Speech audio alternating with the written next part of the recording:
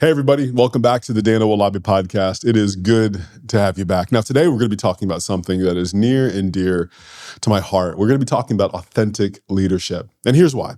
We talk a lot about this idea that leadership is not about magic. It's about mechanics. It's about something that you do behind the scenes that makes a massive difference in front of people. It's not about all the things you do when you're in front of people. It's about the work that you do behind the scenes. And the leaders that we know that make a massive difference in the world today in 2025 tend to be authentic. They tend to be real about who they are. They've got nothing to hide, nothing to prove, and nothing to lose. And in the age of AI and ChatGPT and CGI, authenticity is the name of the game in leadership. In fact, I just saw this the other day. Depending on when you're going to listen to this, you know that the Fantastic Four movie is coming out here pretty soon, or maybe it's already come out at this point. But I was watching a trailer for it, and a couple directors were talking about the movie. And one of the things that they were emphasizing over and over and over again, which I thought was absolutely hilarious, was this idea that they had real props, real robots, real cars, real houses, real neighborhoods. They had built whole sets they had built for this movie, real spaceships, whole sets they had built for this movie. They're emphasizing the authenticity of the experience. Even though they could have done everything in CGI, they were focusing on this idea that it is real. And I think what you'll find more often than not in 2025, 2026, and the coming years, authenticity is what people will be craving because we can get so much artificiality. It becomes just another thing. But leaders who are real, leaders who have nothing to hide, nothing to prove, and nothing to lose, those are the ones who are worth following. And you'll find authentic leaders are the individuals who tend to be building something that matters. And so that's why I want to help you become an authentic leader. Now, full disclosure, you've got to know this. I wrote a book called Authentic Leadership a few years ago, and it has just been incredible to watch it help people all over the globe. In fact, I got a message from the president of Costa Rica a couple years ago. It got picked up by Harvard a couple months ago, being used in their executive MBA program. It's a book that really helps people understand more about how authenticity, get this, how authenticity is an antidote for insecurity. Let me say that again. How authenticity is an antidote for insecurity. Oftentimes, leaders feel insecure. They feel like imposters. They feel like they should know more, they should do more, they should be more. And one day, everyone is just going to find out that they don't know what they're talking about, or they're not fully prepared for XYZ situation. And what happens is insecurity starts to erode your leadership from the inside out because you do all kinds of weird things to cover up insecurity. You do, I do. We posture, we pretend, we lie, we do all kinds of weird things to make ourselves feel more confident or bigger than we actually are. And if you're a guy, sometimes you make your voice a little bit deeper than it should be for whatever reason. But we do all kinds of strange things. If you're a lady, you do all kinds of weird things too. We all do weird things to make ourselves feel a little bit more at home when we're insecure. But it doesn't have to be that way. Authenticity is the antidote for insecurity. And let me tell you why. So to talk today, what I want to do is I want to give you 4 specific steps that you can take to become an authentic leader. Nothing to hide, nothing to prove, nothing to lose. You're not trying to be like anybody else. You're not trying to live into somebody else's shoes. You're trying to be your best self in the service of other people. That's what this is all about. All right, so the 4 things are this. The first one is own your story. The second one is push the rock. The third one is grab the towel. And the fourth one is lead the way. Let me walk you through all 4 of them really quickly. The first one is to own your story. Now, here's what it's important for you to understand. Everybody has a story. That's obvious enough. But most people are absolutely terrified for other people to find out their backstory because they'll find out that maybe they didn't graduate with the grades that they should have, or maybe they don't have the experience that they should have, or maybe they made some mistakes along the way, or maybe there's something happening behind the scenes they don't want people to know. Maybe their relationship with their spouse or the kids isn't as good as they would want people to think it is. There's all kinds of things that people tend to hide about their backstory. And what you find more often than not is that when you're hiding things in your story, when you're not owning major parts of your story, then that erodes your leadership. That makes you fearful. That makes you avoid conversation. It makes you posture in certain ways that are just not helpful and unproductive. But there's been leaders throughout history that have done an incredible job of owning their story. One great example that comes to mind is FDR. Now, you might know FDR as Franklin Delano Roosevelt. He was a president during the Great Depression and then also during World War II. And one of the best presidents in American history. If you're an American, you've heard of him, you kind of know who he is. 1940s, 1930s. He was one of the sort of leaders in the whole world. Now, here's what oftentimes people don't know about him. He was in a wheelchair. He had polio. The majority of Americans could walk. Majority of Americans could run. Majority of Americans could do all the normal things that normal humans do. He couldn't.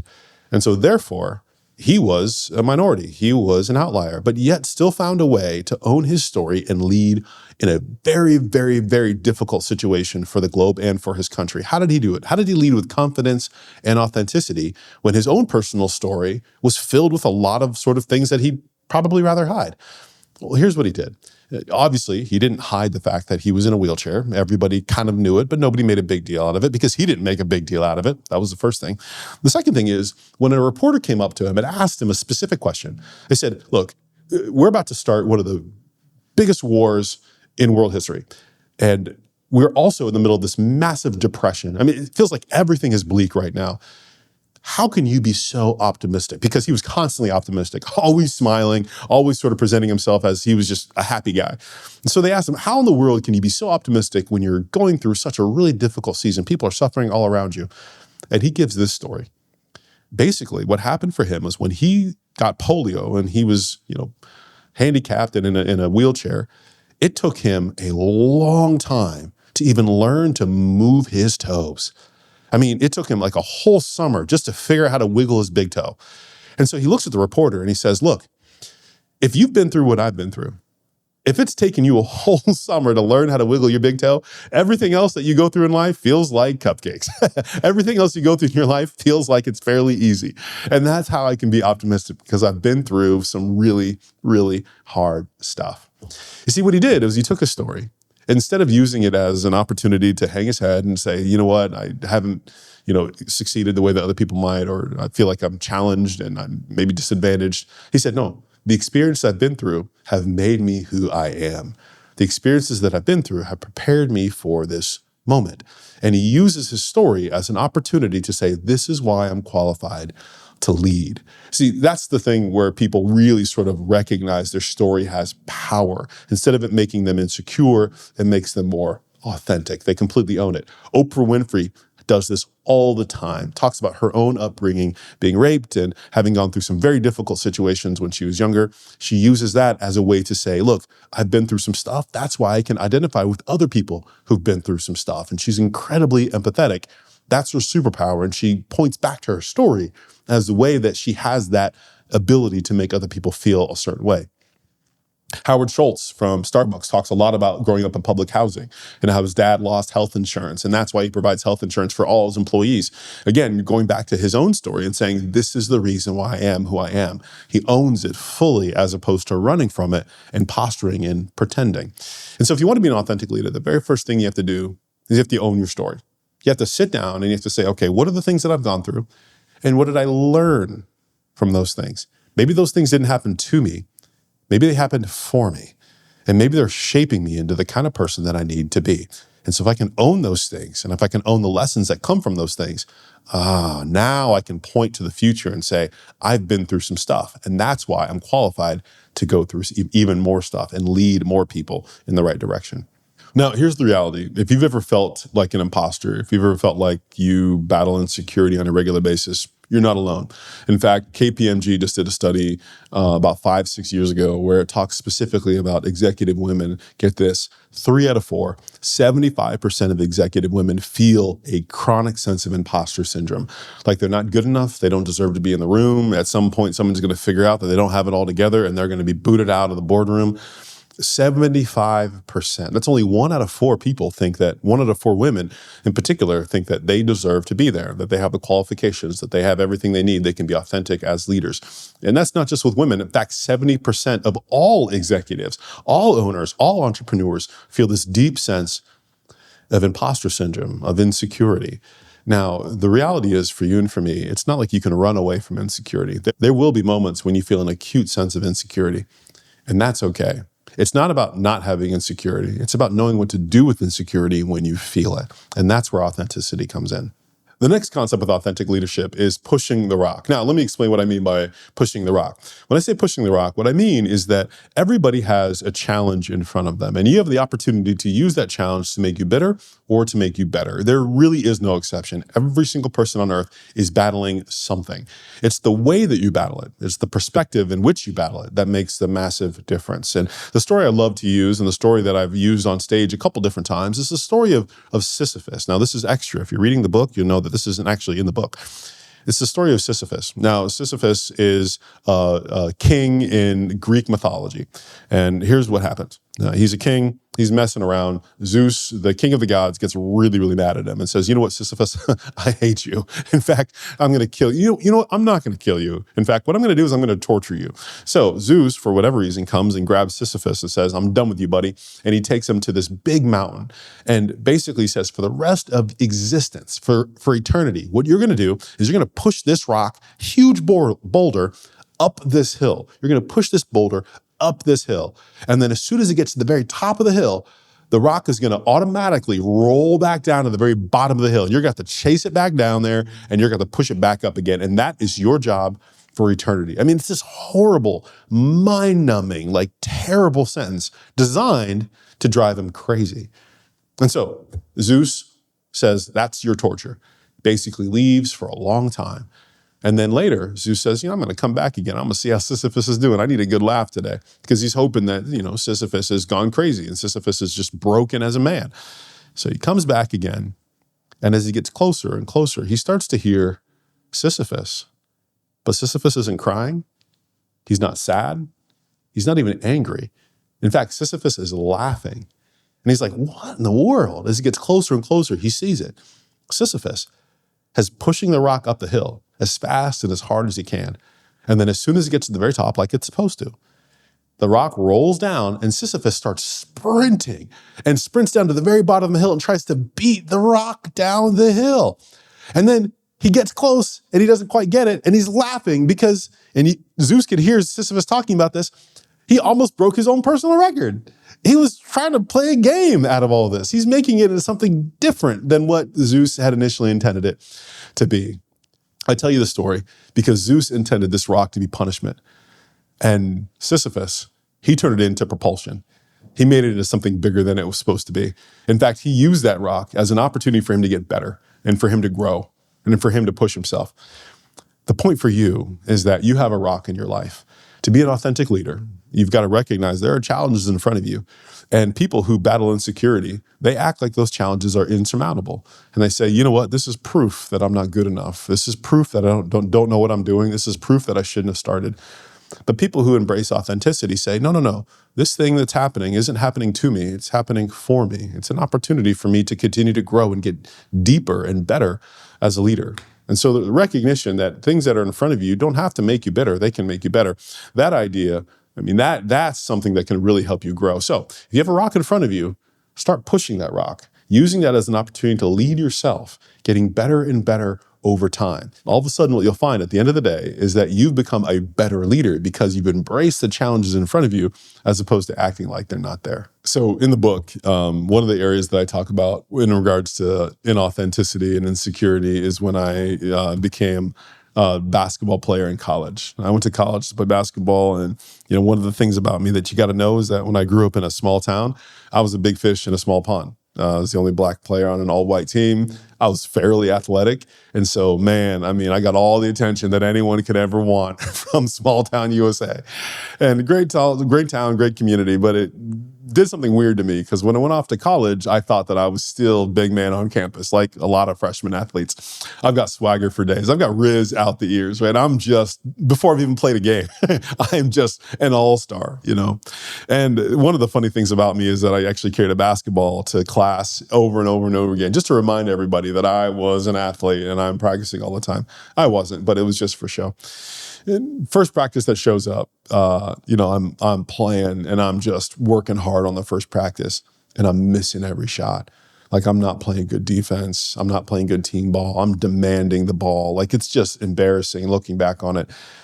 And there was one moment where I thought, man, coach is going to see how good I am, and I'm going down and I'm getting ready to play some defense, and one of the seniors comes down and just dunks all over me. I mean, it's just embarrassing. From that point on, I started to realize that I maybe wasn't as good as I expected I would be. And then later on in the season, one of the seniors comes up to me and he says this, and this rings true, and I'll never forget what he said, but he crystallized what I had been going through. What he said is, Dan, if you spent as much time and energy actually being good as you did trying to look like you were good, you would actually be good. If you put all that time and energy that you put into looking like you're good to actually being good, shoot, man, maybe you'd actually be good. And that helped me understand that, look, you can either invest in the real thing or you can invest in the ideal thing. You can invest in the real you or you can invest in the pretend you. And for me, I had spent a lot of time and effort investing in the pretend me. I wanted people to think that I was a baller. I wanted them to think that I was a leader, when really I should have just been in the gym working on my game and just let my game speak for itself. See, when we talk about pushing the rock, what we're talking about is taking the challenge in front of you and tackling it. Don't pretend like you're better than you are. Just be good. You have a challenge in front of you, work on that thing. Get better at it and let that do the talking as opposed to pretending that you're better than you really are. The next concept is the idea of grabbing a towel. When I say grab the towel, what I mean is it's your opportunity to serve the people around you with empathy. Once you've recognized and you've owned your own story, once you've actually earned credibility and you've pushed the rock and you're not sort of pretending that you're good, you actually are good. I had a CrossFit instructor one time say, look, you can't fake strong. I mean, and that was such a poignant statement because, look, you can't fake strong. Like, either you are good or you're not good. And so this idea of pushing the rock means you actually get good over time instead of pretending that you're better than you are. After you do those two things, the third step is to grab the towel. Now, when I say grab the towel, what I mean is you're positioning yourself to serve other people. You're putting yourself in a position where you understand who they are, you're empathetic about their situation, and you lean in to the degree in which you understand how to serve them. This happened to me years ago when I was leading for one of the very first times in a really large situation. I had never been a pastor, full-time pastor before. And some of you aren't pastors at all, but this applies to you whether you're a Christian or not. What I found myself in was a situation where I had never led and people didn't look at me as if I was the leader. I was leading in a congregation of about 300 people, bigger than I'd ever led before. And in that congregation, there was a really just unique dichotomy where if you were the pastor, you weren't necessarily the leader because there were people who'd been there long before you and they had way more social capital than you did. And so coming as a new pastor, I was like 26, something like that, trying to lead people who were in their 80s and their 70s, realized, okay, I've got a lot to learn here. But what I did know is that you can actually lead a congregation like that. You can lead a group of people like that if you find the leader and then you befriend them and you make them an ally. That's when you start to move the needle. And so I started looking around for the person who was the real leader in the organization, not sort of the one with the title like I had. And I found her. She was in this, sort of small group of people. She'd been at the church her entire life. She was 80 years old, and her name was Maddie Miller. Now, Maddie Miller was completely different from me. Maddie Miller was about 5'3". I'm about 6'4". Maddie Miller was white. I am black. Maddie Miller was old. I am young. Maddie Miller's a woman. I am a man. We had almost nothing in common. Maddie Miller had a doily on her head, meaning that, she was very, very conservative theologically. And so, her and I, when we were talking to each other, really immediately had a sense of distance. I could tell that she just did not want to listen to me. In fact, the way she looked at me right away, she's like, who are you? Like she was old when my mom was born, right? So she really had years on me. The point I'm making, though, is that initially I could have taken offense and thought, this lady's racist, or this lady doesn't care about me, or this lady, whatever excuse I wanted to give. But instead, I felt compelled to grab the towel, and I wanted to figure out how I can serve her. Some of the best ways to lead people is finding a way to serve them. So what I did, even though I felt very, very insecure, and even though I felt like, she doesn't respect me and I feel like I have nothing to bring to this situation, I thought, how can I serve her? So what I did is I heard one day that she actually made amazing breakfast. Like she was so good at making breakfast. This grandma, great at making breakfast. And so I went up to her one day after church, and we weren't great friends at the time, but I went up to her and I said, hey, would you mind if I came over to your house one day? I heard you're amazing at breakfast. Would you make me a meal? Just asked her. And she couldn't refuse because, come on, when somebody asks you to do your best thing, then you want to do it. And so she said, yeah, come on over. Just two of us will have breakfast. So she made me breakfast that next Friday. It was really good. And in that situation, I didn't talk at all about the church. I didn't talk at all about church politics or theology or anything like that. I just got to know her as a person. The next week, I went up to her and said, hey, can I come back again and get some breakfast? And she's like, sure, fine. So then I went back again the next week, same thing. Great conversation, great breakfast, but didn't bring up anything controversial, just got to know her as a person. The third week, went back again and did the same thing. You got to get this. I went back to her house for 52 straight weeks, every single week, and just ate breakfast. And you wouldn't believe what happened. After about 30 or 40 weeks, she started to open up to me in ways that she hadn't opened up before. She started talking about how lonely she was because being one of the oldest women in the congregation, she had no other young women to talk to. And oftentimes women avoided her because they thought she was just too much of a stick in the mud. She had a reputation.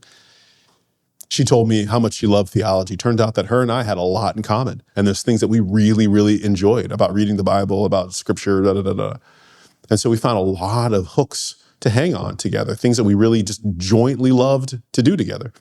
And then finally, one day she comes up to me and she says, Dan, I actually used to love holding babies. It just made me feel something different. I haven't held a baby in a decade just because I can't serve the nursery. I can't hold him like I used to. And it just broke my heart. So she told me a bunch of different stuff that I'd never known before, and I could feel us really getting closer.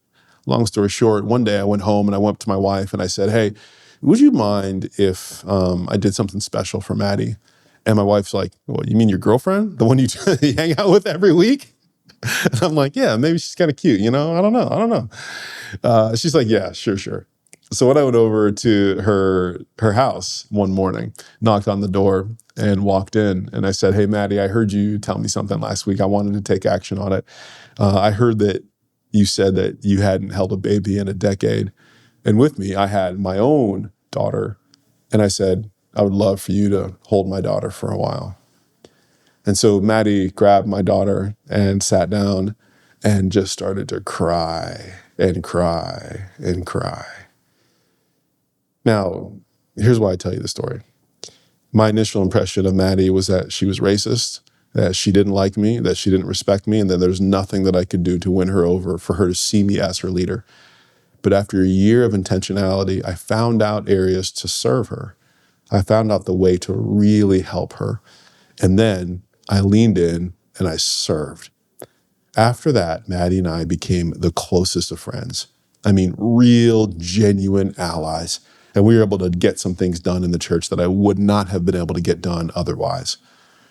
The point is, when you're leading people and you know your own story, when you're qualified and you've pushed the rock, now you've got to start serving people, because it's amazing how quickly serving people leads to influence. Helping them solve their problems puts them in a position to say, that guy is my leader, that lady is my leader, because she genuinely cares about me. And Maddie could say that with absolute integrity to everybody in the congregation. I'm following Dan because Dan cares about me, and I have tangible proof of that. So grabbing the towel is all about that kind of evidence. And when I say grab the towel, what I mean is that that's a great example of Jesus. Jesus grabbed the towel and served his disciples. He didn't sort of point out all the ways that they could, get better and all the things that they screwed up in. He really grabbed the towel and he washed their feet and made them serve them in a way that nobody else was willing to serve. And so if you want to be the kind of leader that's authentic, you've got to grab the towel. So you might be wondering where the concept of grabbing the towel comes from. Well, it comes from a really great story where Jesus is actually with his disciples. Now, there's actually two different kinds of ways to lead. There's one way to lead, which is with a clipboard, and there's another way to lead, which is with a towel. Now, I'll walk through the clipboard first.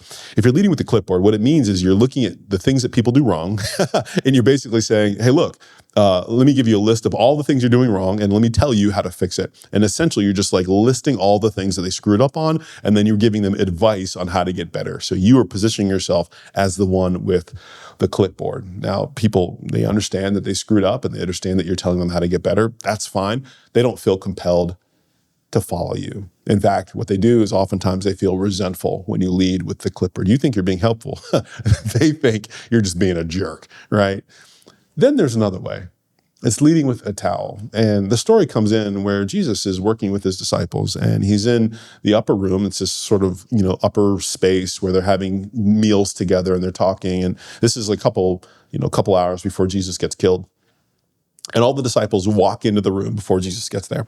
Typically, when you're eating a meal in ancient Israel at the time, there's typically somebody at the door washing everybody's feet because everyone had sandals, and you're walking around town and there's just all kinds of crap all over the ground, right? And so if you're going to eat a meal, the tables themselves are typically reclined. So you're kind of laying down as you're eating a meal. So you're like on one elbow and your feet are kind of like in the face of the person like sitting next to you, right? And so you want to make sure you have semi-clean feet because they're unbelievably close to people's mouths and unbelievably close to the food, right? And so washing your feet is kind of a bigger deal then than it would be now. The point I'm making is that everybody washed their feet whenever they came into the room to eat. For some reason, when they organized this meal, nobody got the guy to wash people's feet. Like there's no dude sitting at the door with a wash basin. And so everyone walks in the door and there's like, oh my gosh, there's no one here to wash anyone's feet. And so what they do is they look around at each other, and you've got to know this about the disciples and Jesus. What they do is they walk in the door and they look around at each other, and this is how I imagine it went. They all didn't think that they were better than Jesus. Nobody thought they were better than Jesus. Obviously, Jesus is kind of a big deal. But they all thought they were better than each other. They all thought like, I'm better than you. And so they're looking around like, well, who's gonna wash the feet? Who's gonna get the wash basin? Who's gonna do blah, blah, blah? And the truth is nobody wanted to do it because like you can imagine, Peter's like, I'm not washing John's feet. Like I told him he's got nasty toes and he still doesn't get those fixed. I'm not touching those things. You can see people just really getting kind of, cheeky with each other. And again, this is how I imagine it would have gone. And so you've got the disciples just not washing each other's feet. And then Jesus comes in. He comes in late. And he looks around the room and he sees that no one has washed anyone's feet. And he sees that dinner is about to be served. And you know what he does? He goes over and he grabs the wash basin. And he washes each one of their feet, one at a time. Now, this isn't an overtly spiritual thing. This is a very practical thing. He serves them in a way that they were unwilling to serve each other. And he proves a point about leadership. And he actually says, you see me do this, now you go do likewise. He's basically saying the way to lead is to serve. Don't point out the things that everyone's doing wrong. Don't refuse to get in there. When you grab a towel, you're saying, I know that there's something wrong and I'm here to help. I know there's something wrong. I'm here to help fix it. I know this isn't going well. I'm right there with you. How can we work on this together? When you grab the towel, you get in there and you are all about serving and helping. Or you can notice there's something wrong and you can grab a clipboard and you can stand back and start pointing out all the things that are wrong with people.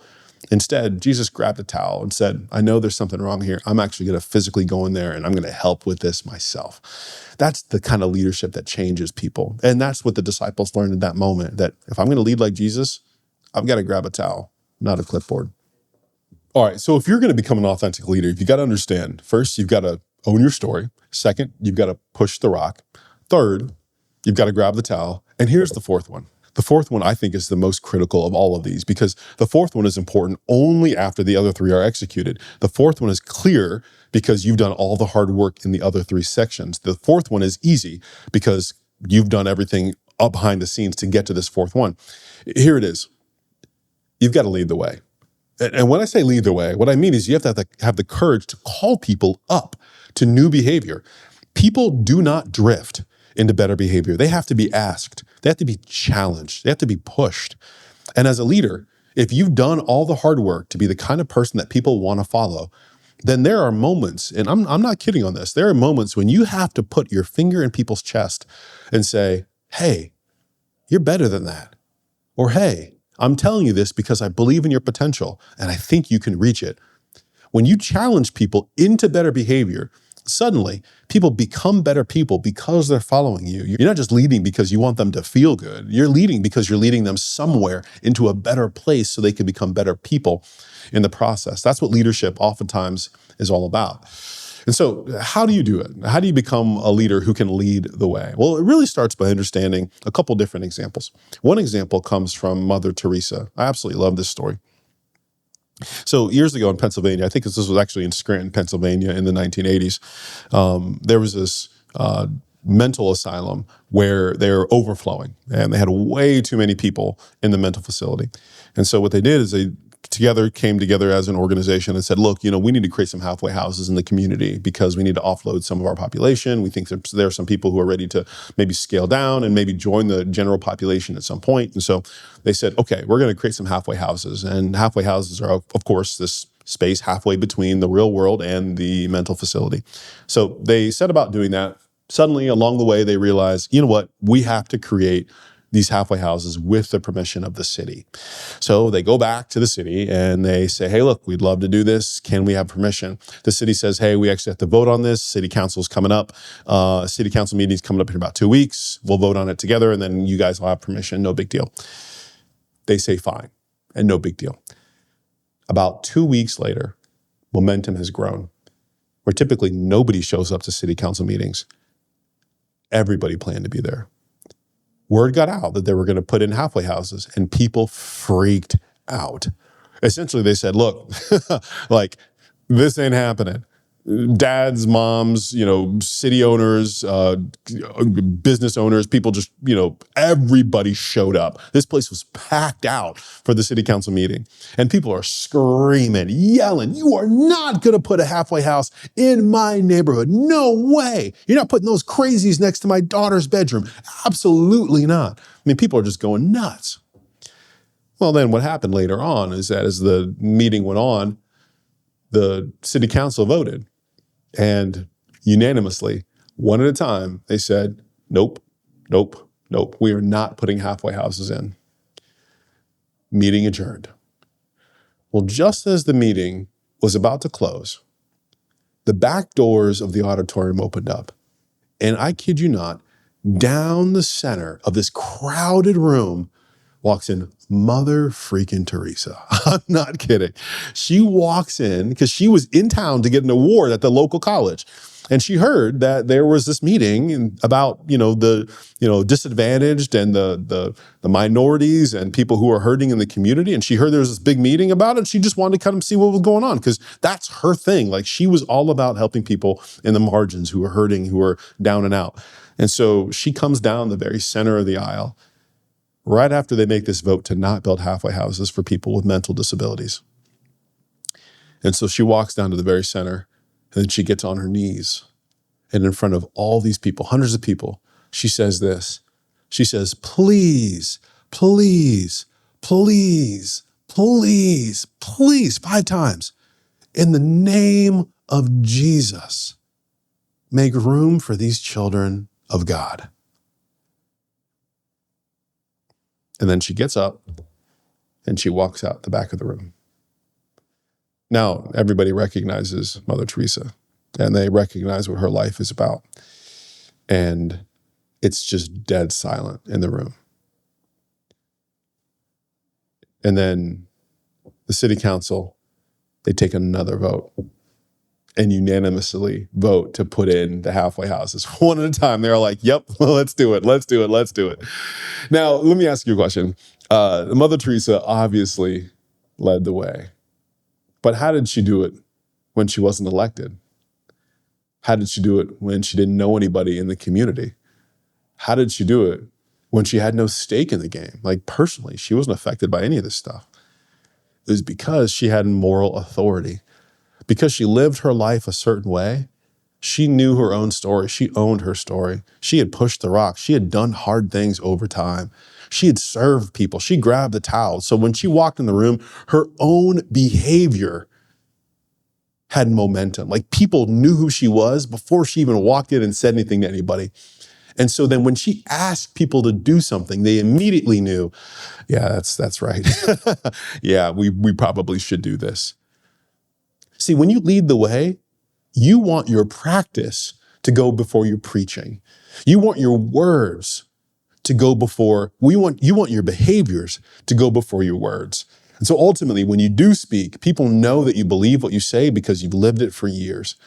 When you lead the way, it's all about having that moral example behind you to say, I think we should do this. And people are like, yep, I would agree, because your life has been exemplifying that every step of the way.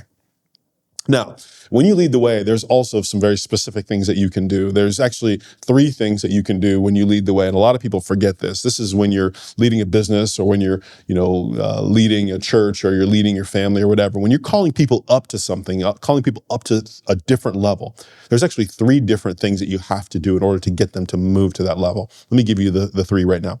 The first one is you have to lead people by their head. What I mean is you have to give them a plan. They have to understand what you're asking them to do and how it's going to work. You have to show them where they fit in the story. You have to give them a framework, give them the details, right? That's the first one. And a lot of times people miss that because they're focused on the second one, which is leading by the heart. They're trying to give some sort of impassioned speech. They're trying to create something that gets people excited. But the truth is, that's important. And you want to lead people by the heart, but you've got to also lead people by the head. And once you've led by the head and led by the heart, the last one is you have to ask people for their hands. Specifically ask people what you want from them. I want you to click this button. I want you to go to this thing. I want you to pay this much money. I want you to donate this to the organization. I want you to do this and not that. When you ask people for something specific, you're giving them something to do. This is how you can be part of this story if you do this thing. Click this thing, buy this thing, do this thing. Give them very explicit direction. That's where people oftentimes go wrong. Have a very clear plan, that's great. And then they'll lead people with emotion. That's also important. That's critical. But they'll forget to ask people for their hands. They'll forget to tell them exactly what they want them to do. When you're leading people, when you're taking the lead, essentially what you're doing is you're putting people in a position to take action on their own lives. You're saying, here's the picture that I'm creating. Here's why I think you should be part of it. Here's the next thing you need to do if you're ready. And when you do that, suddenly you'll find people lining up to follow your lead because it's not about you. You've painted a picture where they can become better and they're eager to step into that brand new story. That's what it looks like to be an authentic leader. That leadership part doesn't come on accident. It happens only after you've done all those other things. You've owned your story, you've pushed your rock, you've led with the towel, and finally, you lead the way. Hey guys, thanks for joining us for the podcast today. I hope you had a great time and hope you learned a lot. Now, if there was something that actually stuck out to you, I would love to hear it in the comments. Go ahead and just type in the thing that really resonated with you and tell me how it's going to help you become a more authentic leader. Again, we're a community of people who are building things that matter. So I want to hear about how this is making a difference in your leadership. But until then, make sure you like and subscribe and go build something that matters.